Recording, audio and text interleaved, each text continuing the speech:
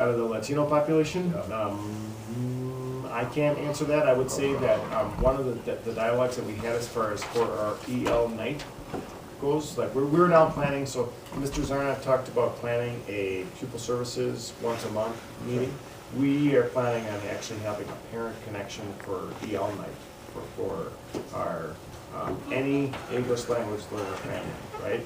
Sure. And when we did that, it definitely came out loud and clear that in those families, the students for most of them are the actual translators for the household.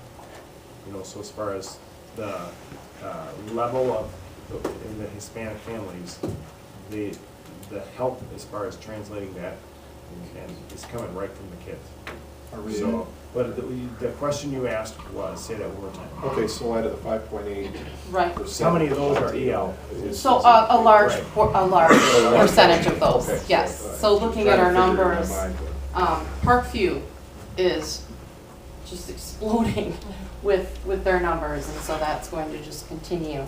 But Here's a but good example. what are we doing as far as being able to get our teachers, and I understand that, yes, we're having our kids translate for the parents and maybe so on and so forth. What are we doing to be able to talk with Talk to them? the parents. Talk with So the right parents now and stuff like we have staff members that teach Spanish.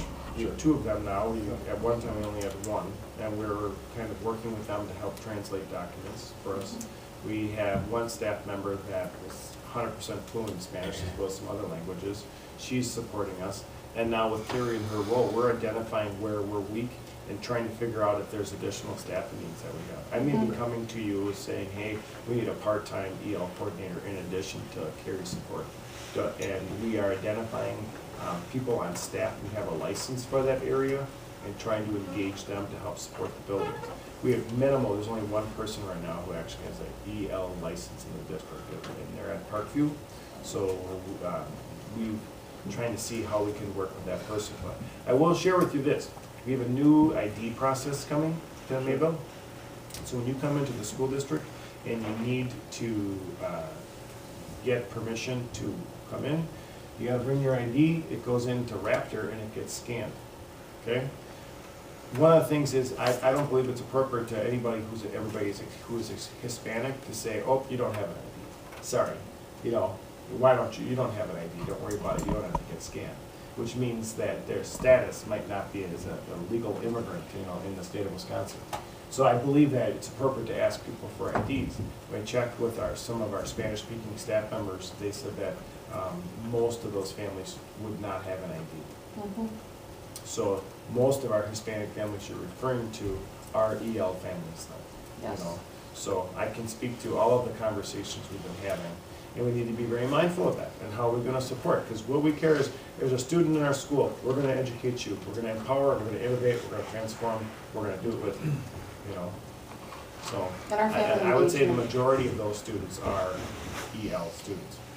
our family engagement team has got that on our agenda too. We're speaking to how do we engage all of our families, and not just population. So that's a focus for us, Joe. So when we do follow-up, so one of the things is, at the last board meeting, said, hey, you're gonna come back here with this, tell us what you're up to? Absolutely. And what we're up to is, one of the things, how are we supporting our EL students? So that is gonna be in the next 100 days. These are the things that we're up to. This is the kind of data that we have. So, and it'll come around again. So a great article, and I'm sure all of you guys know, I believe it's Data-Driven Districts, or Data-Driven District, and I forget off the top of my head who wrote it. It's a very good article, and I'm not saying that we just singly focus on it, but I appreciate the route you guys are going, doing this, so I think this is good for the school district. You're gonna help me form my question. Okay. Kids that are more advanced, we used to have a teacher that had Gifted and talented. Yeah, right. Is that in the curriculum now, or how are you handling that? So so like in a reading writing workshop world, it's pretty easy to differentiate for gifted and talented. I think the intention of a PL initiative is to support that growth, okay? Yeah, in the meantime, math is one of those things that gets challenging, and that's where I would say, like, we need to identify what kind of programs are we using to push them. We have purchased a resource called Alex Math. Alex Math in many districts is used for gifted and talented purposes. We're actually using it as extra scoop for support, just so you know. This is how we're using it. So one of the terms that we talk about are learners on the edges. And that probably actually needs to be more of our lexicon. It needs to be more is learners on the edges, because it's not just about the kids that are behind. The other edges over here too for GT kids, and those kids have to grow. Yeah. Exactly. So if those So kids are that- not growing, Right. we're gonna get things there too. Right, Mhm. so that's what I'm getting at. Right, right. Yes, So in the world definitely. of literacy, I can hang my hat, I know our universal instruction model, and that absolutely can differentiate for kids and stretch them, which should be the most significant part of their school day. And I can So- speak to as an interventionist, last year, one of the things that we did is we looked at all of our data and we looked at the students who not only were performing below level, but above level. And then we made sure that we had things in place for all of them. So it's something that we look at all the time, and you don't really necessarily think intervention, it's this child right here who's already exceeding standards. No, we're talking, intervention can be anyone, intervention can be just giving everybody what they need. So we use in Mayville, we use the term whatever I need, win time. And during win time, that's our opportunity to meet those needs of gifted and talented. Mhm. And what they need is more like future problem solvers of America. They need design thinking, they need more challenging pieces shared Mhm. with them. So right now, we are talking about, the high school just got this win time only last year. Mhm. So it's new to the high school. So that's a new structure. And we're looking at how we're using and evaluating it. At our middle school, we kind of have a reset going on right now. We do, we do. The way the schedule was created, Mhm. it was a user-friendly schedule for elective teachers, and it made it a real challenge for our interventionists to come and work with some of our students in these grade level teams. So this is being discussed right now on how are we differentiating during win time for our middle school. It is November, and Right. we are still having this Well, dialogue. we are, and things are in place, and the thing is interesting is that, you can go with a process or a model, but it's going to look different at every grade level because all of the kids are at different places. For instance, 7th grade, we've got some language arts groups going on, and we've got, looking at our data, we're saying we need to boost our math. 8th grade, we've just decided to focus on math during our win time. So it's really based on how our students are performing and then what we can do to help them grow and achieve. So I did answer you. Mhm. I think we could get deeper. So I say in the next 100 days, we'll get deeper on that. I've got a quick question. Maybe I missed something. Proper identification, how do you justify, and I think I heard that you are not gonna require identification. No, No, Okay, that's not what I okay, said. okay. What we're gonna do is, That's what I said, I might have we have, misunderstood something. there's everybody's gets in CCAP. If they got a problem with the law, they're going to CCAP, okay? So we need a process to get their information into Raptor. And it can be your driver's license, or it can be your date of birth, whatever you have that would end up being in CCAP.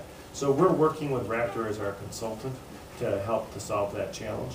And we're working with one of our EL consultants, I would say, as well, in order to do that. You're saying And for we're a gonna actually, non-citizen or non-citizen? yeah, correct. Okay. correct, because not everybody has an ID.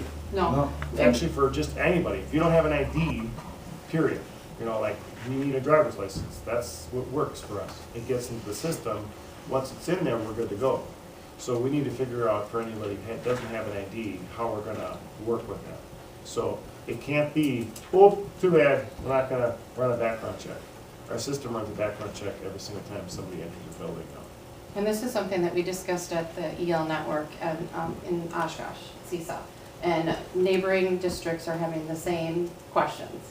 How are we providing this? Because we're asking for more security and more ID and making sure that we have it. And so it's conversation that we're By the not way, only or with has. some, this doesn't have to do with access, doesn't have to do with access to the office.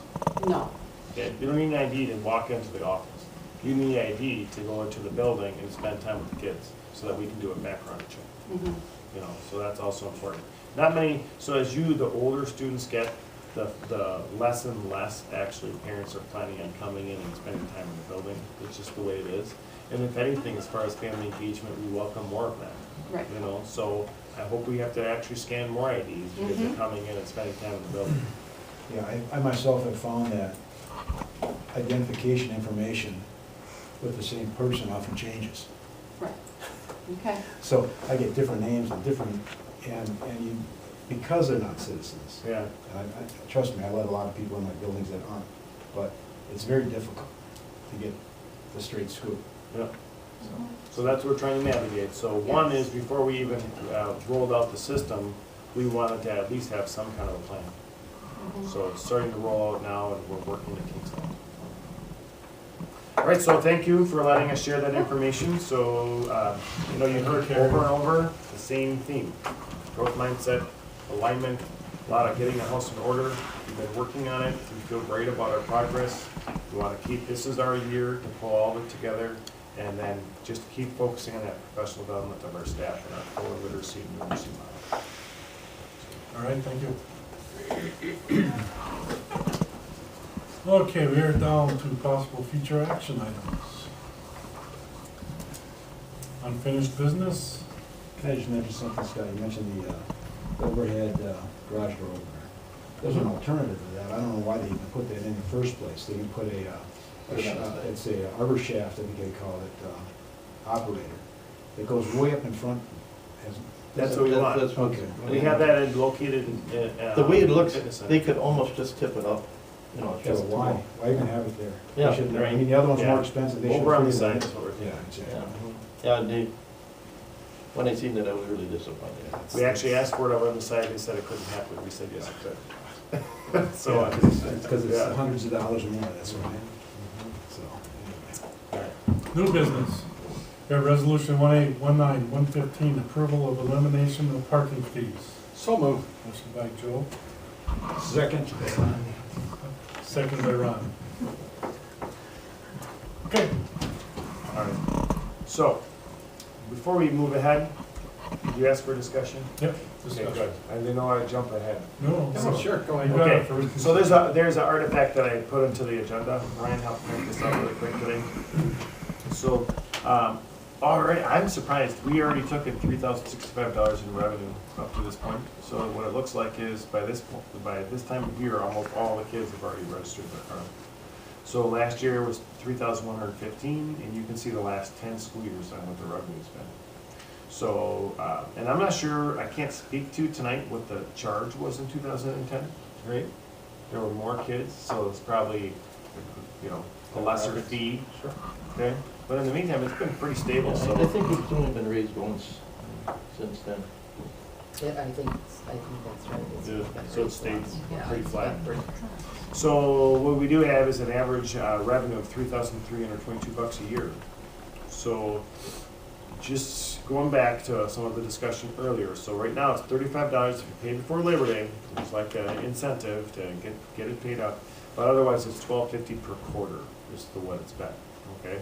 So parking fees, and I verified, parking fees are not waived for anybody. So if you want to park a car, that's above and beyond. It's not a part of your free appropriate public education, okay?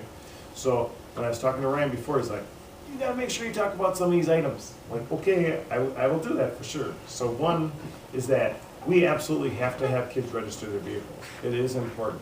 So when the police come, they say, hey, we've got a concern about such and such. They wanna know, whose vehicle is this that's parked in your property? There's an accident on school property, we get a license plate.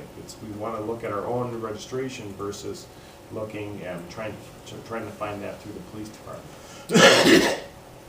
We still will have to monitor whether people register their vehicle or not. So like our administrative team at the high school, somebody goes out in that parking lot to verify that vehicles are registered. So if it hasn't happened yet this school year, wink, then it needs to happen soon. So pretty regularly we go out there and just do a registration check, you know. So, and with that, now what are these fees about? And as a high school principal for years, I will tell you, this is the things that I talked about. We have to snowplow our space. We have to paint the lines on that. We have to reseal it. We've got to maintain it, you know. If it's falling apart, we need money to go towards that. Now, the one part I will share is, when these fees are paid, they don't go towards an account that just sits there and pools up, however. You know what I mean? Like, it's not $30,000 that is built up over the last 10 years that goes towards that. That's not how school funds work. We're not able to do that. But have we spent $30,000 on the parking lot? Oh, absolutely. Way above that, you know?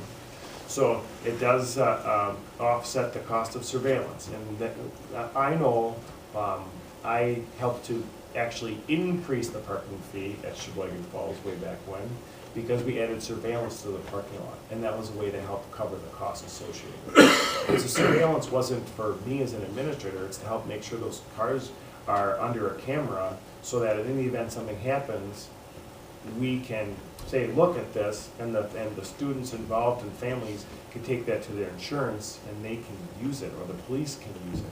Because we don't give tickets as a school, we don't help insurance claims as a school either, like, we're out of that, those are legal matters. So it's important for us to have things like the cameras and maintaining the parking lot so that those vehicles are safe. The other part that really came out loud and clear to me today when talking to Ryan is, we provide transportation. Anybody who needs a ride to school, the DPI tells us so, and we have a bus to pick them up. So it is their choice whether or not they want to drive to school. So we spend a lot of money on buses. So, and we just purchased some new buses. So I think that's just kind of, all of those things are a point of order, just as a part of the story. The other part is, we do have course fees too at the high school, and those course fees almost generate the same exact amount of revenue as parking fees, is what Ryan shared with me. So for me, no worries. Really, honestly, as a Board of Education, you can make a decision tonight. I just know that if you make a decision, it's $3,000 roughly that we would have to make up, and that would be, you know, like, what is that coming from? Is it coming from our literacy model? Is it coming from staffing? You know, it's $3,000. So we could just done, but in the meantime, money's money for schools. So I just owe it to myself to share this information, and then can share it to you. If we are losing $3,000 in revenue, okay. There's other fees too, there's athletics. We've got lots of fees. Yeah, a little past history, in the 80s, when I had 4 kids in high school, and Jim had 3 daughters, and we eliminated all the fees, only for the reason we were below tax levy. We were not levying at maximum levy. And at that time, we got more money from the state than we did now. And by levying more, we actually reduced our, what the taxpayers had to pay, local taxpayers had to pay. So in the 80s, there was no fees on anything. Well, But since we got to so they were maximum doing levy. 2/3 funding way back when, then. Yeah, It's been a long time right. since. It's been- I think that, But since that time, we're been taxing, as long as I can remember, in the 90s already, at maximum levy, and everything is, And we have shared with the board comps too, like almost, the majority of the districts around the area charge a parking fee. And most are, with our $35, we're on the lower end. If we do the $50, we're on the higher end, you know, so some are exorbitant, I would say too, that we've seen, like, wow, I can't believe they charge that much. and another point of interest, there was very few kids that come with a car in the 80s, very few. I think after doing a lot of research and reading about parking fees, and it's, as California have started to eliminate these, I take a look at all your arguments, and I understand that, hey, we're always looking for another fee for whatever reason. So whether it's a wheel tax or this tax or that tax, because it seems like school districts are always about revenue.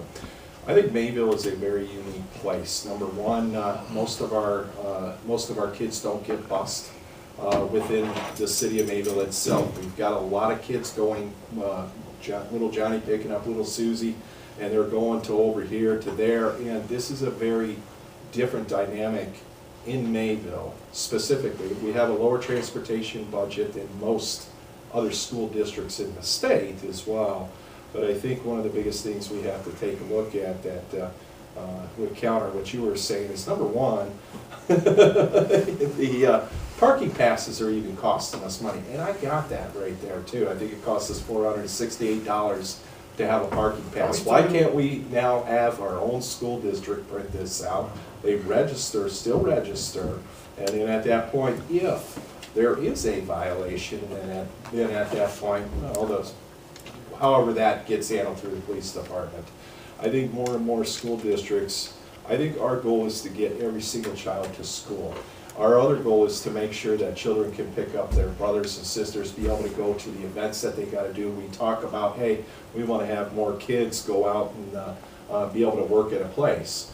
Now, here's the thing, we keep charging kids, whether it's sports, whether it's this or anything, we keep charging kids more and more. We keep asking our families to do more and more. These little fees right here, so there's no, if you talk about equity, there's no equitable distribution within paying these parking fees. The only thing you can say is, well, you paid a little early. Well, that only hurts the people that have more money. They could pay it a little early, but maybe not a little later.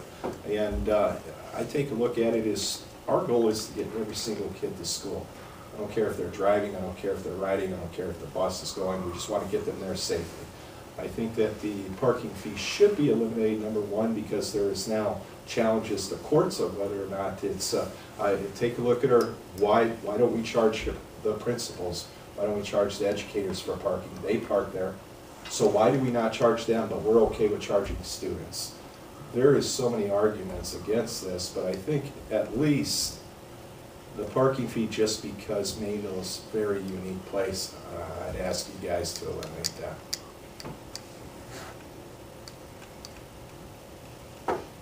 Anybody else? I've got a question. By charging, do we create some kind of a liability? Because now we're charging and we have to provide them with protection in the parking lot. No? No, Sure. I'm not the attorney, so you just asked a legal matter, right? Okay, so I'm But just I would just say, based upon just. It's a public parking lot. Yeah, you're charging a fee because of the permit, really. You're getting a permit, you're paying for a parking permit. So whether or not, and they are expensive, by the way, too. Yeah, $468 is what I Yeah. think what we spent, and it's right around there. For whatever reason, that number rings in my mind. But we're still gonna have to have a permit. We're still gonna need to have that process. So, but that is the rationale. So you're paying to park your car and you get your permit, just like you would, and like, you go to work in Milwaukee, good luck. It's all paid for parking. My gosh, that's expensive to park downtown. You know, it's part of your budget actually. So, well, yeah, staff don't pay to park. So can't you just give them the permits when they register for school? It's part of registration, to get a permit. Yeah, I wrote down, one of the things you could do is, if they don't register, that you could collect fines. Some school districts actually have fines. Well, so you could, so if they don't, Don't register your car, guess what? You got a $35 fine. they parked in the parking lot, and didn't register? Yeah. Yeah, I mean, that's, it shows that people are responsible. Our staff have to patrol it, and they have to patrol it now even. So right now, the only way to know if somebody registered their car is by going out there. It'd be the same thing. And I did get parking fines when I was at Sheboygan Post, not me personally. When I went out in the parking lot, here's your $5, get your car registered. You know, it was a pink slip, they got a pink slip. We never got parking fees when I was in school. It's all free here. Did we? I didn't drive, so I can't even speak to it, I have no idea. You only know these fees if you pay it. You know? Anybody else? How is this any different, you know, the differential of, like Dick said, right, you pay to park your car. What about, you know, you wanna pay to play basketball, you gotta play, be in the show choir, you gotta pay a fortune to rent the musical instruments and all that, but when does that stop? Does somebody wanna say, It's well, all part of the curriculum, yeah. that's a separate matter. Yeah, It's a part But of what's the. the idea of It's coming to a just state say, park, let's, we're charging them, they say let's, something. drop that, let's not pay to play football or Yes, basketball. you could literally debate fees That's ongoing. You could, you That just sits could. in the back of my mind. Could they do that, or would they do that? We've had that in the past where we didn't pay for sports. We didn't pay for sports when I was in school. Oh, We've got okay. students now that can't afford to go to play for sports. They don't Okay, have now money. here's the difference. There's a difference. Oh, wow. We don't get the funding from the state that we used to get. Everything, by the way, I think would help to, all of this is that free and reduced lunch, your fees are waived, just so you know. So the financial hardship when it comes to our athletics or the co-curricular activities, all of that, those fees are waived because of it. Parking is a different matter.